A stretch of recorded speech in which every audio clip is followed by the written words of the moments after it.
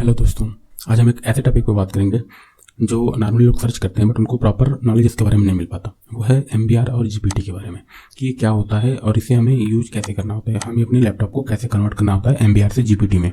तो सबसे पहले हम जान लेंगे कि ये एमबीआर जीपीटी में डिफरेंस क्या होता है। तो आप यहाँ पे देख सकते हैं कि एमबीआर जीपीटी में डिफरेंस क्या होता है। बूट मोड में इनकी देख ले कि तो जब एक सिस्टम ऑन होता है और यदि वो बायोस पे चल रहा होता है तो उसमें क्या क्या प्रोसेस होते हैं वो आप यहाँ पे देख सकते हैं। Power on self test, load BIOS, identify the boot device, BIOS detect the code stored in MBR sector, the MBR load code from the boot sector of the active partition, the boot sector load and run the bootloader। इतने process होते हैं जब BIOS पे चल रहा होता है system. तो और जब UEFI पे चल रहा होता है तो क्या होता है, power on, the boot manager in UEFI check the boot configuration, और लास्ट में होता है boot manager load into memory and execute the OS loader और ओएस कर्नल।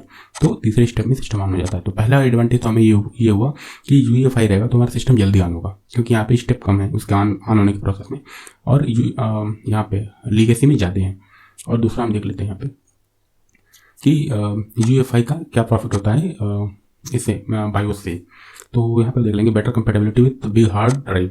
यदि 2 TB से ऊपर की हार्ड ड्राइव है तो वो यूएफआई में अच्छे से काम करेगा। और यहाँ पे support of more than 4 primary partition.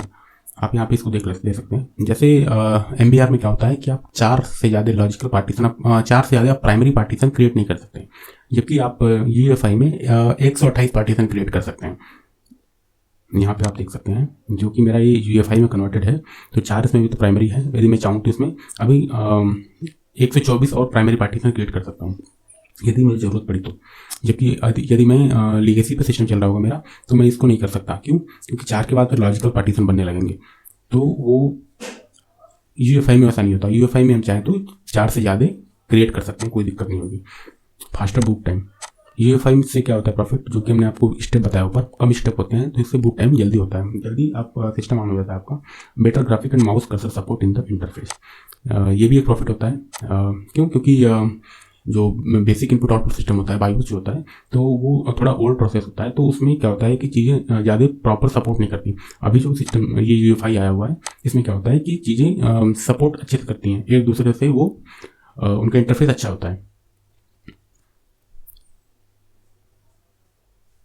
देख लीजिए advantage of GPT over MBR. Support hard drive larger than 2 TB, allow to create theoretically unlimited partition, contain cyclic redundancy check the integrity of its data, contain the backup of the primary GPT header and partition entry that protect data on the disk better। तो सबसे पहला हमारा ये profit होता है कि हमारे जो इंटरफेस होता है,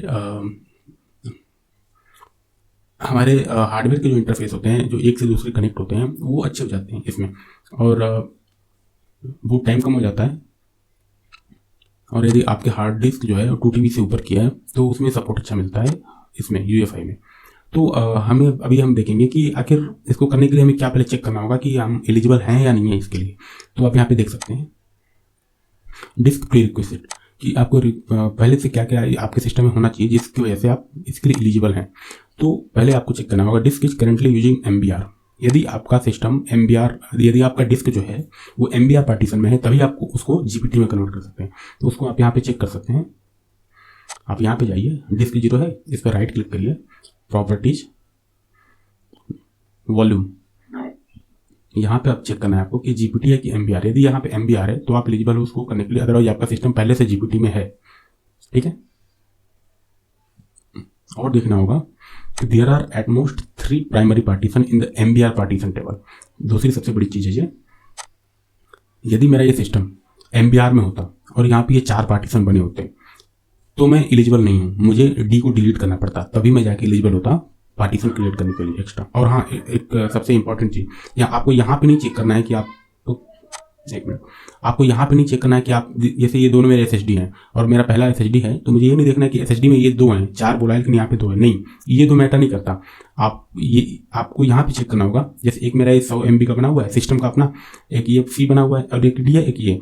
तो यदि मैं ये ऐसे काउंट करूँ सी और डी तो 2 ही हुआ, लेकिन नहीं, हमें देखना होगा कि ये जो बिना नाम वाले हैं जिनका पाथ आइडेंटिफाइड नहीं है, पाथ उसमें ऐड नहीं किया गया है, वो भी कितने हैं।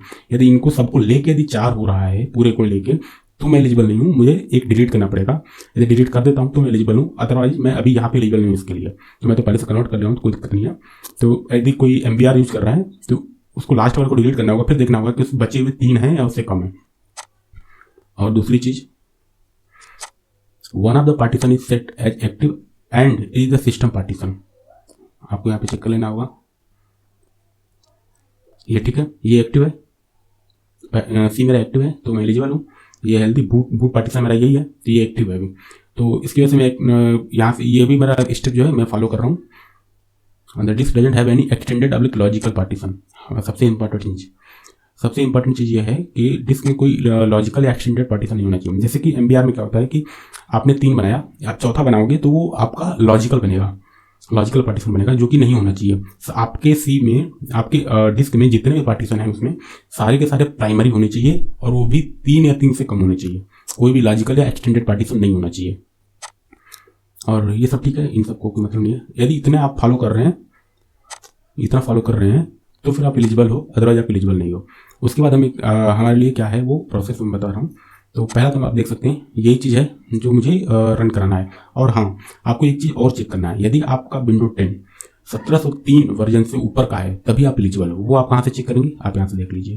पहले आप कंट्रोल पैनल खोलेंगे, सेटिंग में, सिस्टम में जाएंगे, नीचे जाएंगे यहाँ पे अबाउट, और यहाँ पे आप देखेंगे कि वर्जन जो है यहाँ पे 1703 से ज़्यादा का होना चाहिए। 1703 से ज़्यादा में 1709, 1803, 1809 वैसे करके 20H1, 20H2 या 21H1H2 करके मेरा लेटेस्ट वाला है। तो मैं अभी एलिजिबल हूँ इसके लिए। आपको यहाँ पे चेक करना जरूरी है कि जब 1703 से नीचे हैं तो फिर आप एलिजिबल नहीं है, आपको अपना सिस्टम अपग्रेड करना होगा, फिर आप एलिजिबल हो जाओगे। और आगे की बात करें तो ये मेरा क्वेरी है जिसे हमें रन कराना है। तो मैं आपको दिखा दे रहा हूँ ये कैसे रन कराना है। आप यहाँ पे देख सकते हैं, आपको पहला रन कराना है जो ये है, यहाँ पे आप देख सकते हैं MBR to GPT, और एक स्पेस देके फिर आपको /validate, फिर एक स्पेस /allow full OS, और OS एक कैपिटल में होंगे, स्मॉल में नहीं होंगे, allow full OS। ठीक है, आप इंटर करोगे तो फिर आपका ये खुल के आएगा आगे, अटेम्प्टिंग टू वैलिडेट डिस्क 0, या ऑटोमेटिक ले लेगा। आपको उसमें डिस्क वगैरह कुछ भी आपको असाइन करने की कोई जरूरत नहीं है, ये ऑटोमेटिक आपको वैलिडेशन कंप्लीटली सक्सेसफुल ये आपको लिख के आ जाएगा। उसके बाद आपको क्या करना होगा, फिर से आपको MBR to GPT, ठीक है, ये MBR to GPT space /convert space /allow full OS। पहले यहाँ पे वैलिडेट करना है, फिर आपको कन्वर्ट करना है। फिर आप देखिए यहाँ पे मैंने यहाँ पे कन्वर्ट किया इसको। हाँ, आप देखिए MBR to GPT will now attempt to convert the default book disk. If conversion is successful, the disk can only be booted in GPT mode. This change cannot be undone. ठीक है, और उसके बाद ये अपना काम आगे बढ़ाता है। फिर attempting to convert disk 0, retrieving layout of disk, validating layout disk sector size is 512 byte, trying to shrink the OS partition. वो क्या करेगा, एक EFI पार्टीशन, 3 इसलिए वो बोल रहा था क्योंकि वो चौथा बनाएगा तो वो एक EFI पार्टीशन बनाएगा डिस्क में, उसके लिए वो यहाँ पे श्रिंक कर रहा है, shrink the OS partition, trying to shrink the OS partition. तो यहाँ पे वो EFI पार्टीशन बनाएगा एक्स्ट्रा, इसीलिए वो 3 होता है कि 3 आपको केवल प्राइमरी पार्टीशन चाहिए, क्योंकि चौथा यहाँ पे क्रिएट करेगा। अभी लिख के आएगा कि देखिए क्रिएटिंग द EFI, हाँ हो गया, देखिए creating the EFI system partition उसने क्रिएट कर लिया, installing the new boot file, performing the layout conversion, migrating default boot entry, adding recovery boot entry, सब कुछ उसने कर लिया है, कन्वर्जन कंप्लीटेड सक्सेसफुल। ठीक है, अब आपको क्या करना है, अब यहाँ पे मैसेज दे रहा है fail to update reagent.xml, please try to manually disable and enable window. ठीक है, इसको आप इग्नोर कर दीजिए, नीचे वाला देखिए, before the new system can boot properly you need to switch the firmware to boot to UEFI mode. तो आपको यहाँ पे ये कह रहा है कि अब आपको बायोस में जाके जहाँ पे लीगेसी लिखा हुआ है लीगेसी को ऑफ करना होगा, तो फिर आपका UEFI ऑटोमेटिक ऑन हो जाएगा। ठीक है, फिर आगे बढ़ते हैं।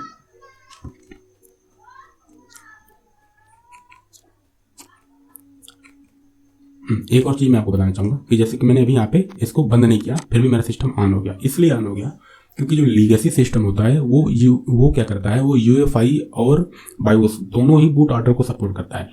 तो यदि मैंने अपने MBR को GPT में कन्वर्ट कर लिया है तो क्या होगा, वो तब भी वो बूट कर लेगा, कोई दिक्कत नहीं होगी। तो अभी मैं क्या कर रहा हूँ, अभी मैं फिर से इसको ऑफ करूँगा, फिर मैं जाके फिर से इसको चेंज करूँगा बूट ऑर्डर को बायोस से।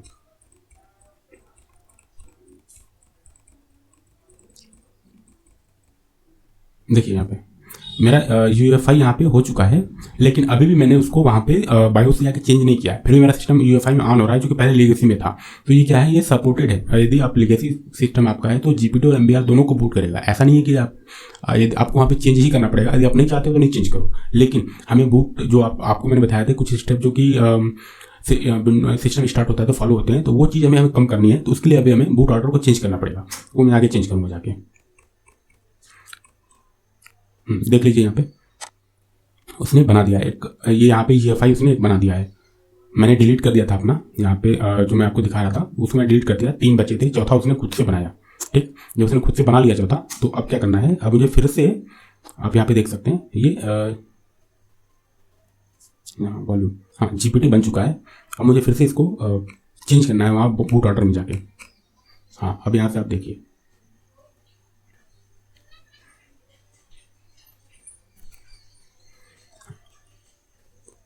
यहाँ से बूट ऑर्डर में जाके बूट ऑप्शन, और यहाँ पे आप देख सकते हैं लीगेसी सपोर्ट, यहाँ पे जो लिखा हुआ है ये लीगेसी सपोर्ट, इसको मुझे ऑफ कर देना है।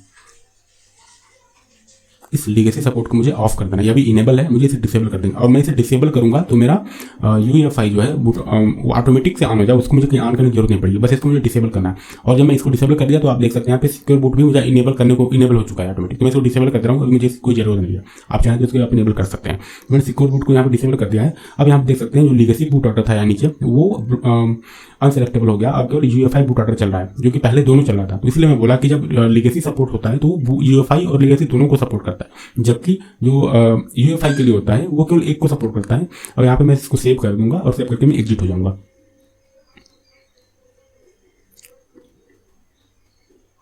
F10 से इसको सेव करके एग्जिट कर दूंगा मैं।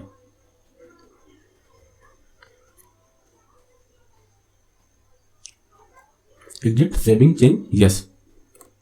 मेरा सिस्टम फिर से अब रीस्टार्ट हो गया।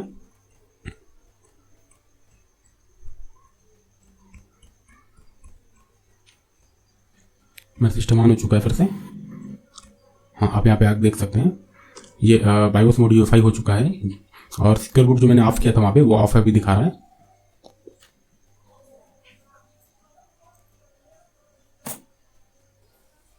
और मेरा सिस्टम कंप्लीटली UEFI में चेंज हो चुका है। Okay guys, bye bye. यदि आपको वीडियो अच्छी लगी तो लाइक, शेयर एंड सब्सक्राइब कर दीजिएगा। तब तक के लिए धन्यवाद।